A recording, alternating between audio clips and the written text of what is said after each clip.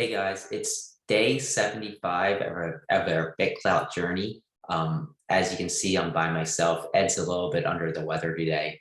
So I'm going to try and get through this by myself. We'll see how it goes. There's actually been a lot of news over the last day.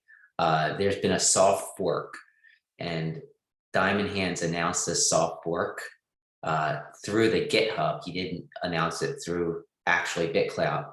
So it had some people kind of up in arms, a little bit upset. The soft fork, basically what it does is it's going to cut the mining reward from 0.75 clout per block to just 0.1. So it's like an 85% reduction or something like that. It's a major reduction. And what this does is it's kind of pushing BitClout from a proof of work setup to a proof of stake setup. And one of the main criticisms of a proof of stake setup for a cryptocurrency is that it's not adequately decentralized. Now, there's going to be debate about that. Is this going to be decentralized or not? It is decentralized in the fact that we all own BitClout. I own BitClout. You likely own BitClout. Diamond Hands owns BitClout. The venture capitalists own BitClout. So the stakes in BitClout kind of determine one's voting rights for how the platform goes. So those on one side are going to argue that, yeah, but most of the BitClout coin is actually kind of condensed with the VCs, the venture capitalists and the founders. So they have all the say.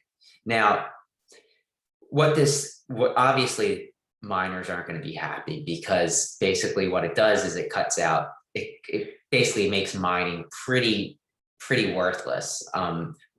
I'm assuming that when this happens, the mining reward being cut every day until the big day where the deflation bomb strikes, which is Friday, and by Friday it's going to be 0.1 clout per block.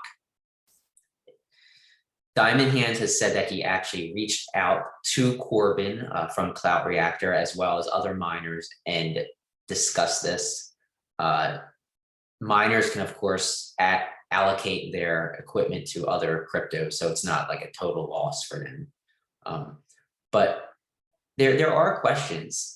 Is this going to kind of condense all the BitClout in one area? Why is Diamond Hands making these decisions by himself or with the VCs rather than asking the community?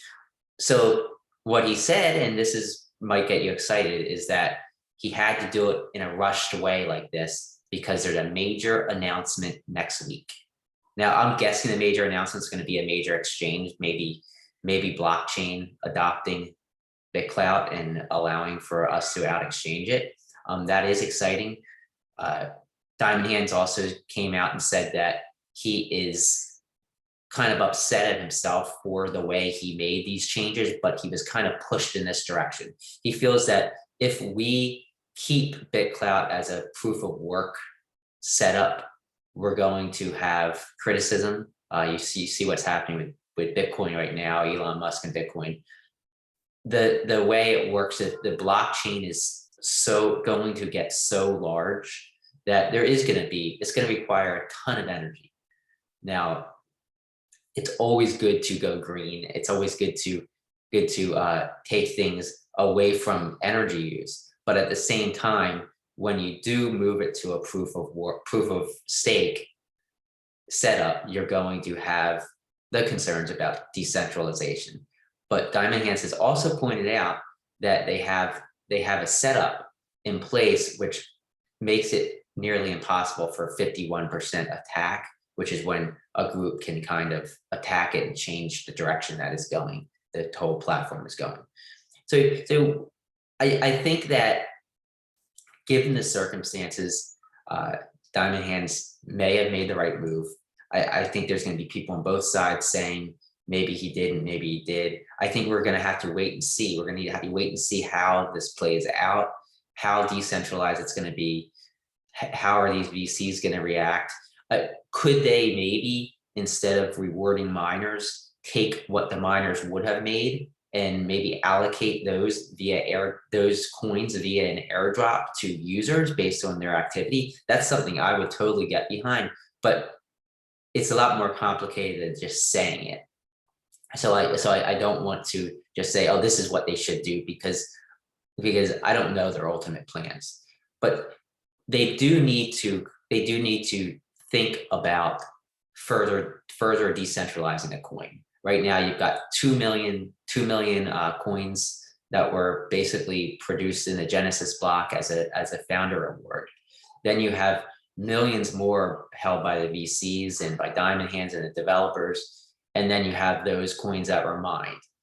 And the coins that were mined and the coins that have been obtained through people buying along the bonding curve, or it's really a slim amount compared to what these founders and venture capitalists are holding. But I think we'll see. I think we'll see what happens. I think a lot of cryptocurrencies have been pre-mined, and the